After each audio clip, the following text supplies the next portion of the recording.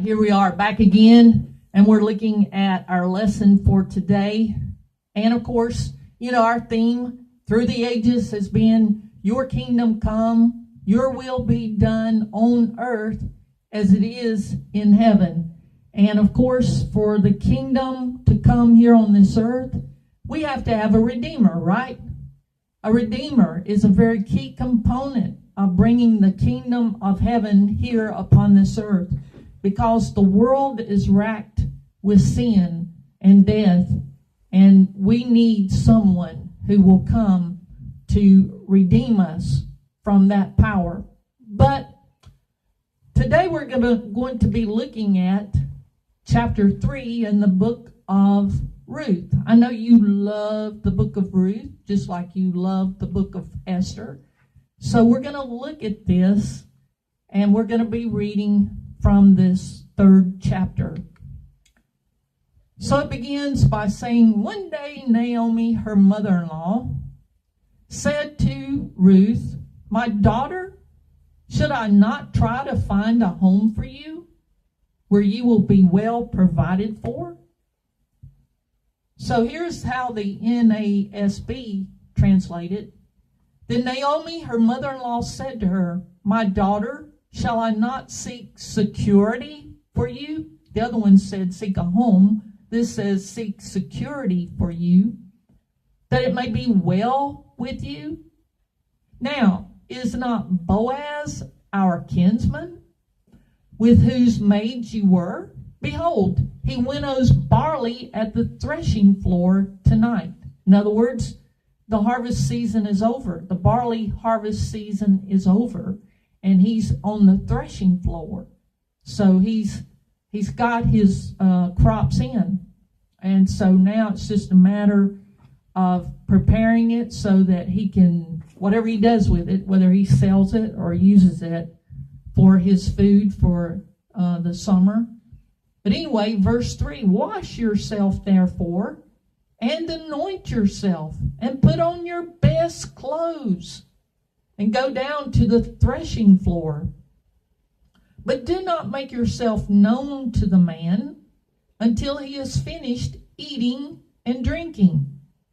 It shall be when he lies down that you shall notice the place where he lies, and you shall go and uncover his feet and lie down. Then he will tell you what you shall do. And so Ruth said to Naomi, all that you say I will do.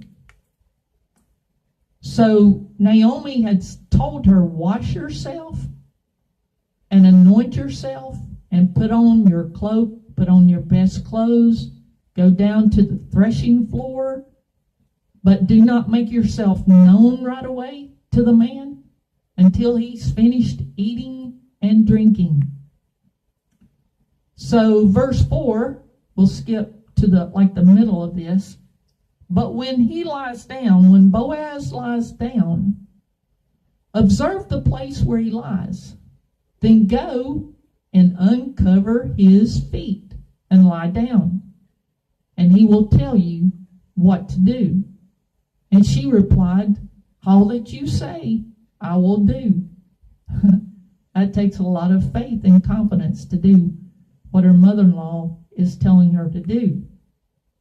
So she went down to the threshing floor and did just as her mother-in-law had commanded her.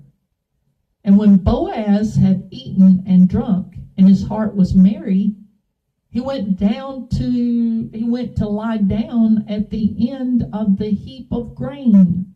Then she came softly and uncovered his feet and lay down. She's being quiet as a mouse. And at midnight, the man was startled and turned over, and behold, a woman lay at his feet.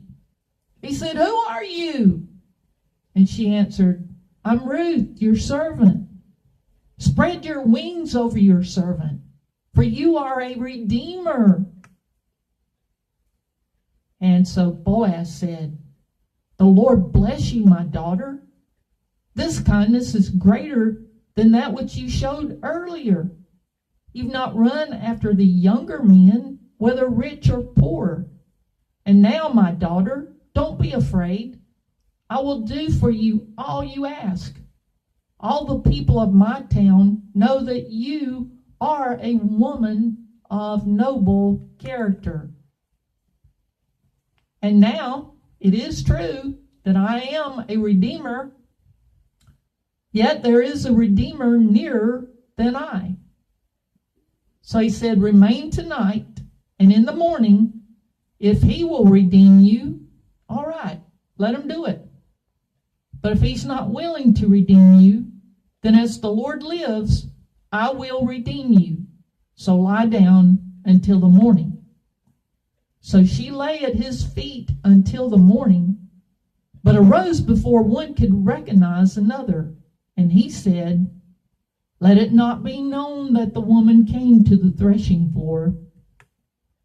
Also he said, bring the veil, or bring the shawl that you have upon you, and hold it. And when she held it, he measured 6 measures of barley and laid it on her, and she went into the city. And when she came to her mother-in-law, she said, how did you fare, my daughter? Then Ruth told Naomi all that the man had done for her, saying, these 6 measures of barley he gave to me. For he said to me, you must not go back empty-handed to your mother-in-law. So Naomi replied, wait, my daughter, until you learn how the matter turns out. For the man, talking about Boaz, will not rest, but will settle the matter today. This is not the typical girl meets boy scenario. We think about, how do people find their husbands? That's a good question, isn't it? How do young people find their mates? Well, Ruth wasn't necessarily looking for a man when she went to glean in Boaz's field.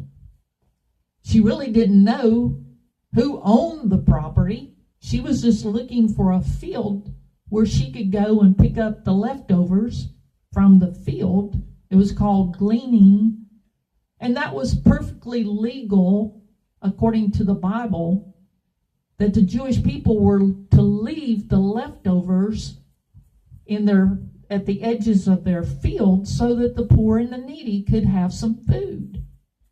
But when she was gleaning in the field, Boaz wasn't even there when she first started gleaning. So she didn't know anything.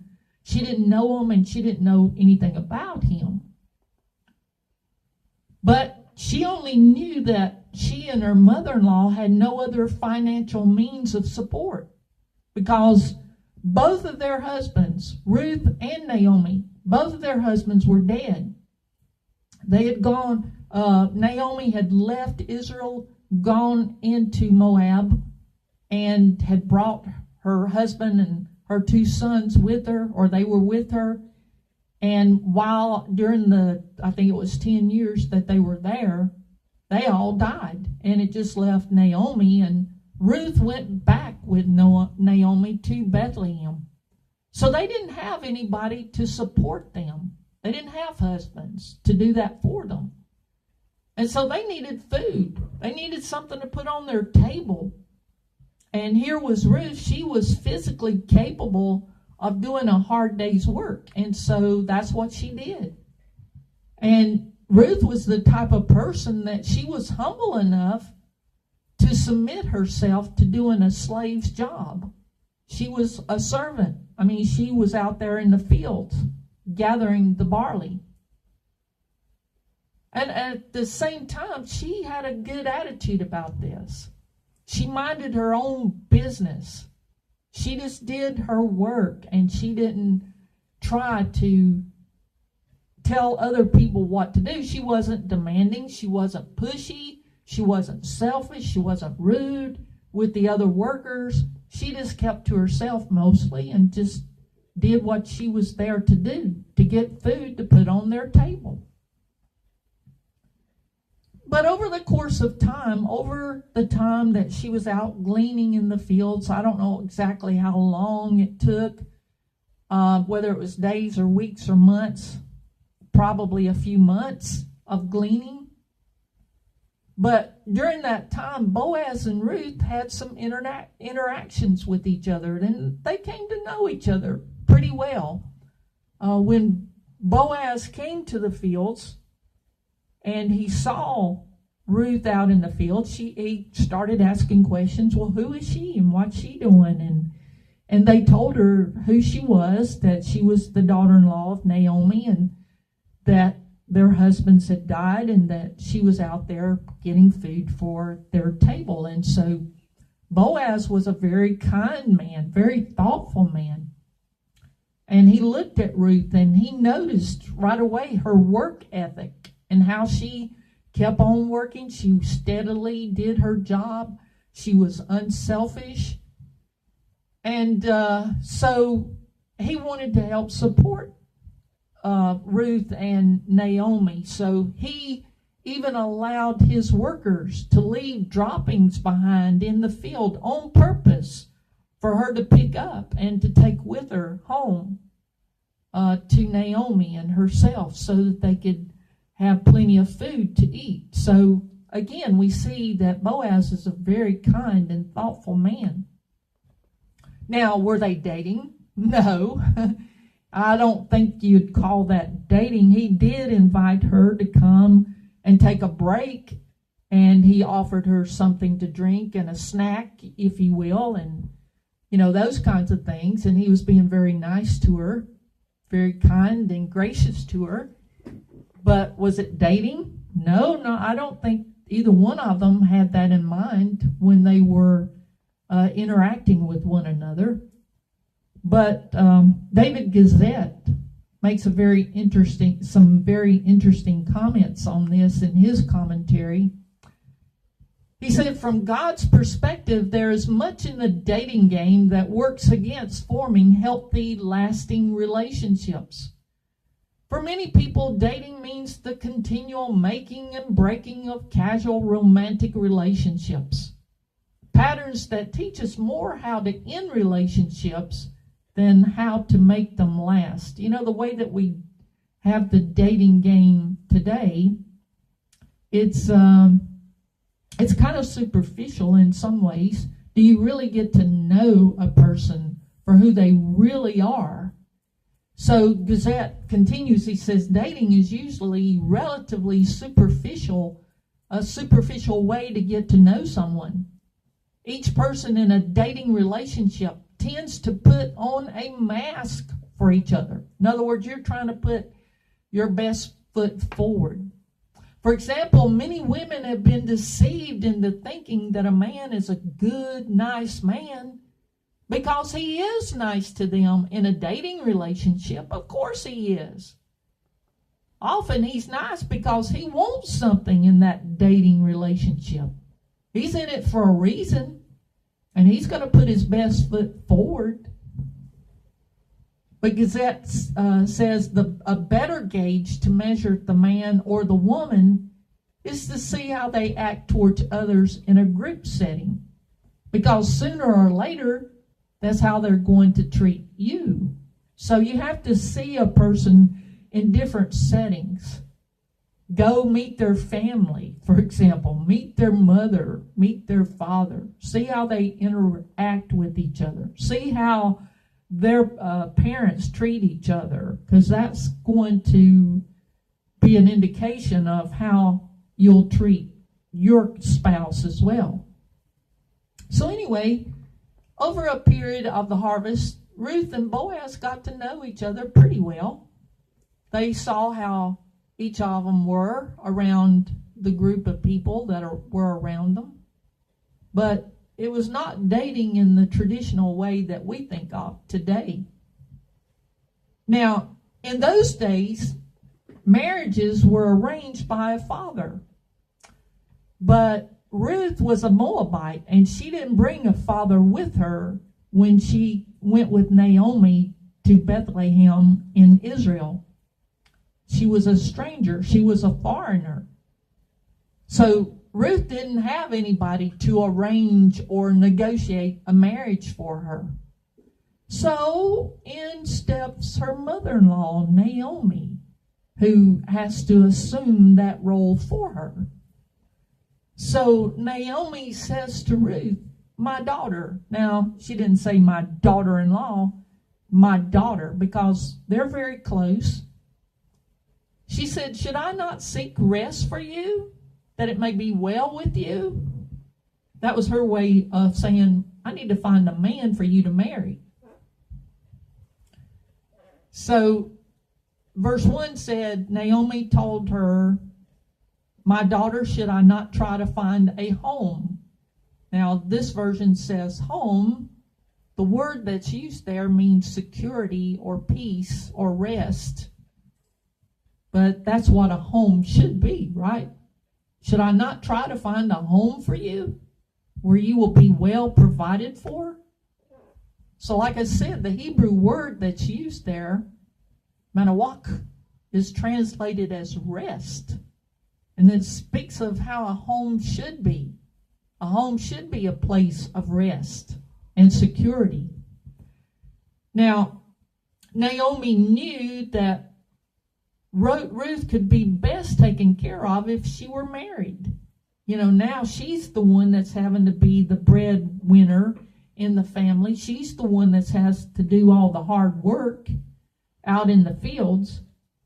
So Naomi says, you know, it would be best for her if she had a husband. So she suggested that Ruth appealed to Boaz for marriage. This is a very brazen approach, I guess you'd say. When we look at it and see what evolves here, it's like, this is really kind of provocative or brazen in the approach that they took. But they knew that Boaz had a good reputation, and they knew that he was financially well off.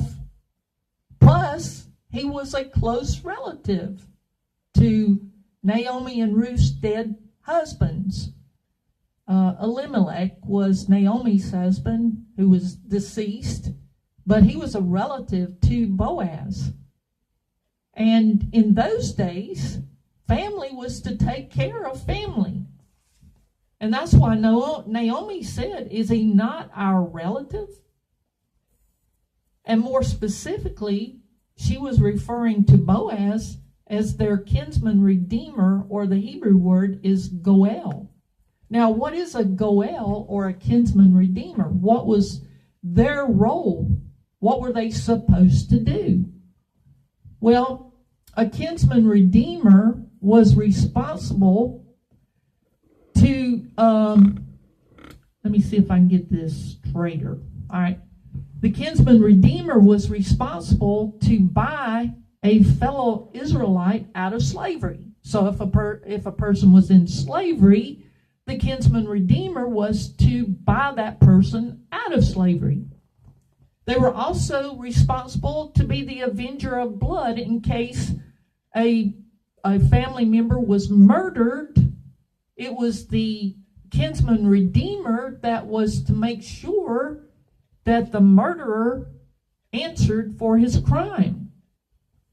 But it was also the responsibility of the kinsman redeemer, or the goel, to buy back family land that had been forfeited because of poverty or financial problems or something of that nature. But the last one there, they were responsible to carry on the family name by marrying a childless widow. Ruth did not have any children with her husband. And she was married for several years, and she did not have any children with her husband. So she did not have a son to carry on the family name. So a goel, or a kinsman redeemer, was to marry the widow and to have a child with her so that they could carry on the family name of the one that was deceased. So in the commentary by Gazette, he wrote, if Boaz did not fulfill this duty towards Elimelech, Naomi's deceased husband, then the direct family and name of Elimelech would perish, perpetuating the family name of Elimelech, and every man in Israel was thought to be an important duty. These protections showed how important it was to God to preserve the institution of the family in Israel. And that's also important to him today, that we carry on the family name. But they had a problem. Ruth didn't have a dowry. She had nothing to give to a husband. So Naomi had to come up with a different plan here. She couldn't offer him anything as they would negotiate as far as a marriage was concerned. So here's what she told Ruth to do. Ruth, you just got to gushy yourself up. You got to wash yourself real good and put on the best perfume, anoint yourself, get your best, finest clothes on. And then she said, now listen to me. Here's what I got to tell you to do. Now don't do anything until Boaz has eaten and drank and was in a really good mood. Especially, since the hard work of the harvest season was over now and he was celebrating.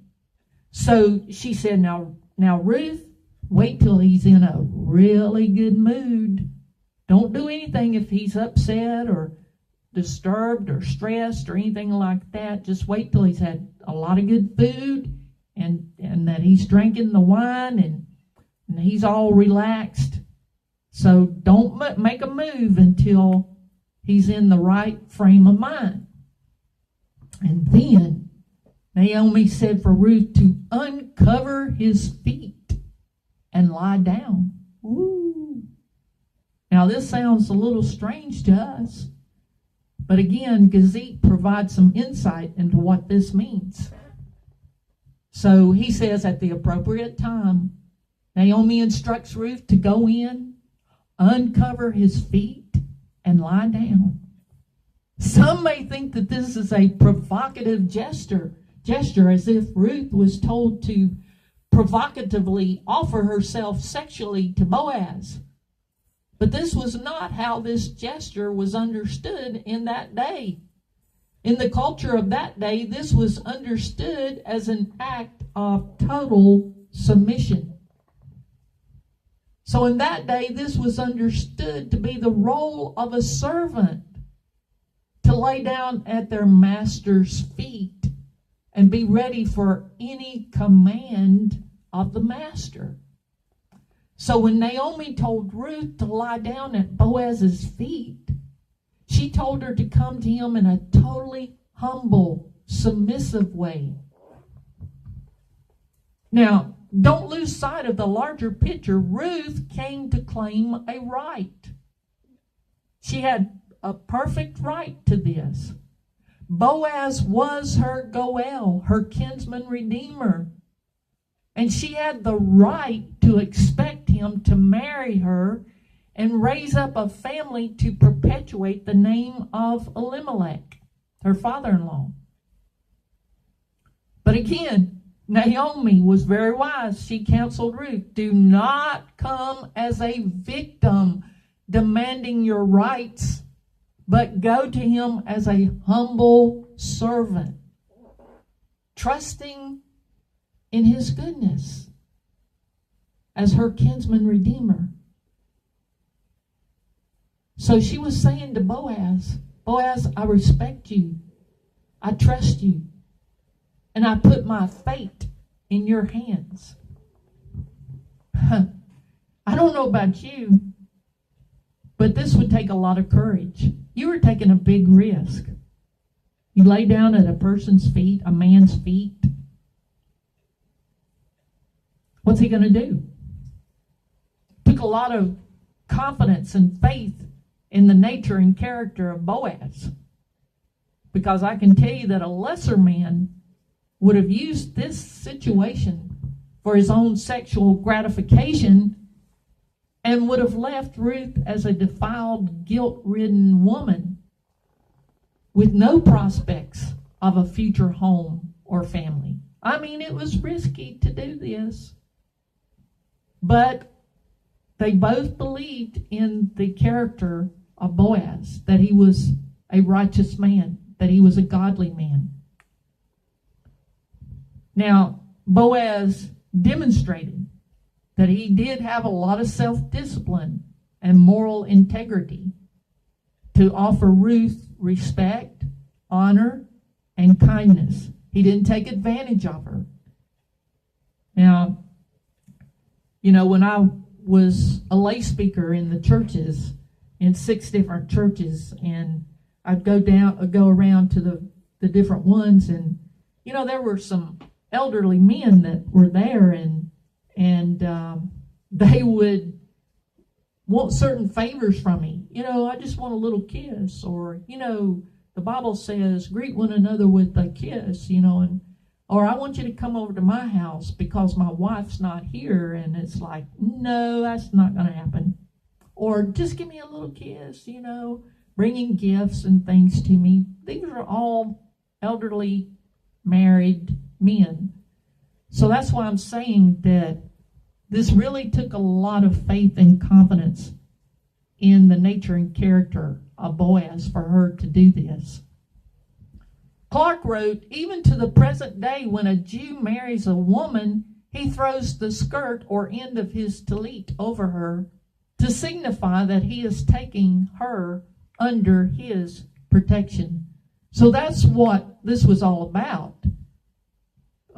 You know, that she was laying at his feet and she was asking him to spread his wings over her. We see this terminology in Ezekiel chapter 16, verse 8, where it says, this is God speaking, I spread my wing over you and covered your nakedness. Yes, I swore an oath to you and entered into a covenant with you, and you became mine. So God was saying to his people that he entered into a marriage relationship, a covenant with them. So, you got to say, well, how did Boaz respond to this proposal? Because it really was a marriage proposal that Ruth was presenting to him. And here's what he said, blessed are you of the Lord, my daughter.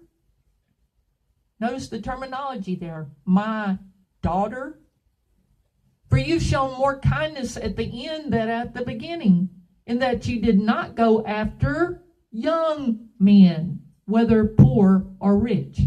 So he calls her my daughter, and you didn't go after young men. And now, my daughter, do not fear. I will do for you all that you request. For all the people of my town know that you are a virtuous woman. So, a couple of times, Boaz refers to Ruth as my daughter. There evidently was a age difference between them. And the fact that he said, well, you didn't go after young men, whether they were poor or rich. You didn't chase after younger men.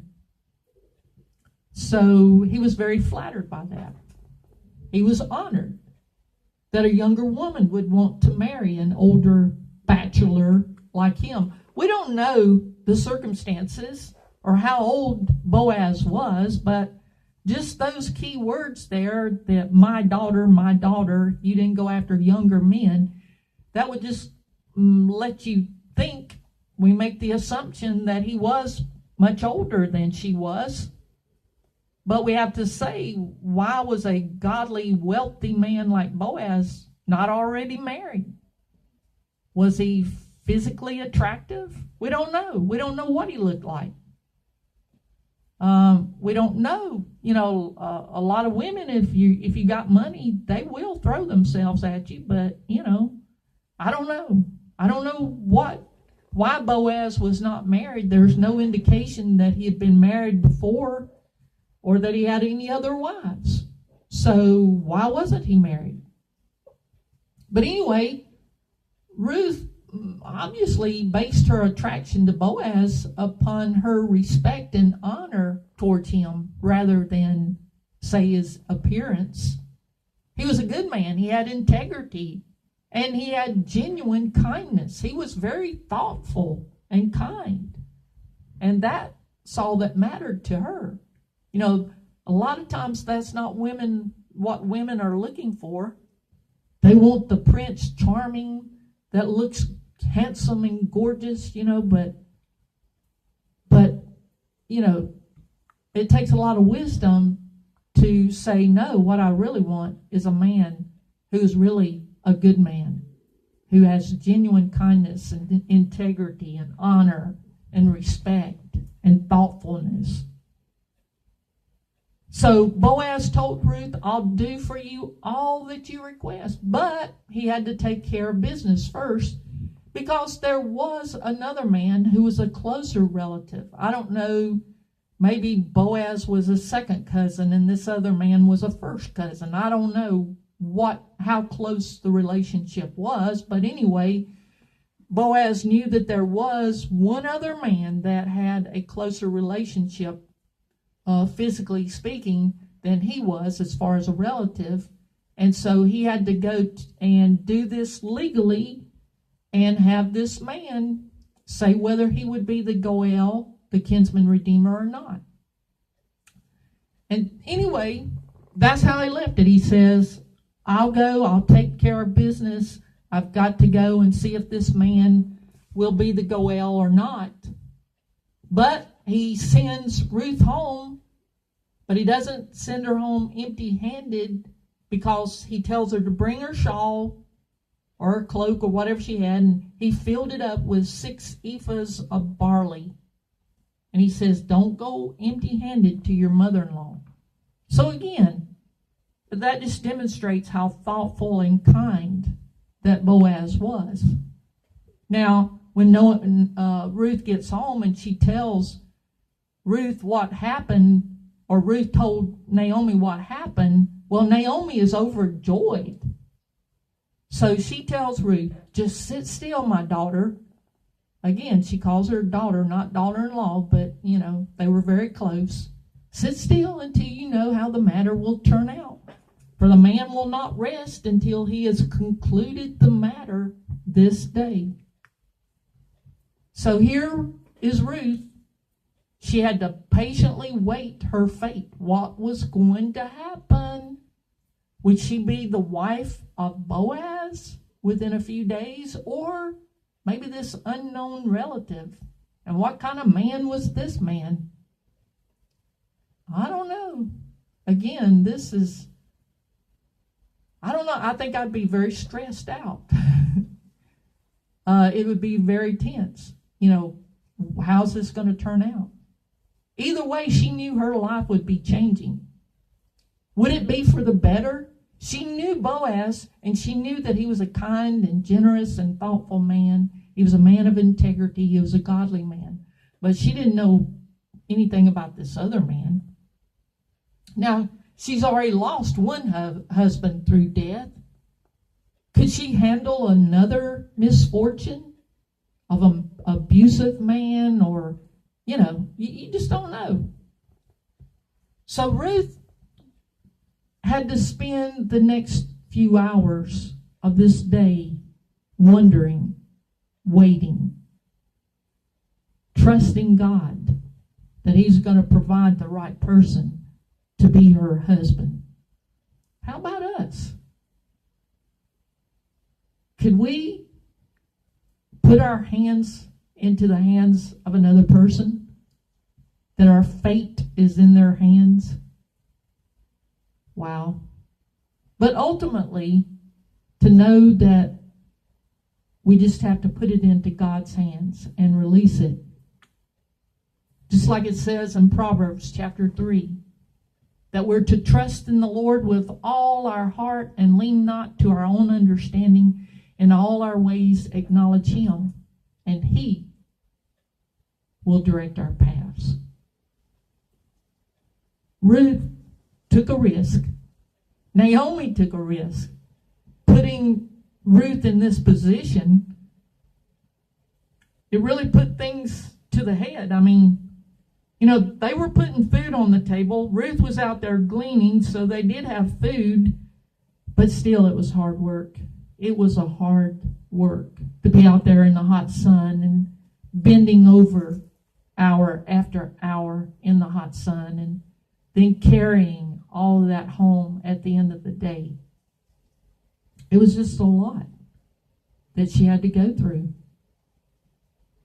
So, can we trust God with all our heart to know that He will take care of us? He will provide for us. He will make a way where there seems to be no way. Well, we know how the story ended. It does have a happy ending. And they lived happily ever after, right? As far as we know. But again, you know, the circumstances in our lives, sometimes, you know, God has an answer to our problems, but it takes us to take a step of action before it comes to fulfillment. He'll do His part if we will do our part. And then, like I said, we just have to trust that He will bring us the right solution to our problem. Amen and amen. I hope you have a very blessed day. Stay warm. Stay out of the slippery slopes there on the highway to Gaffney. And I hope that the heat stays on, the power stays on, and all that. So God bless you. Amen.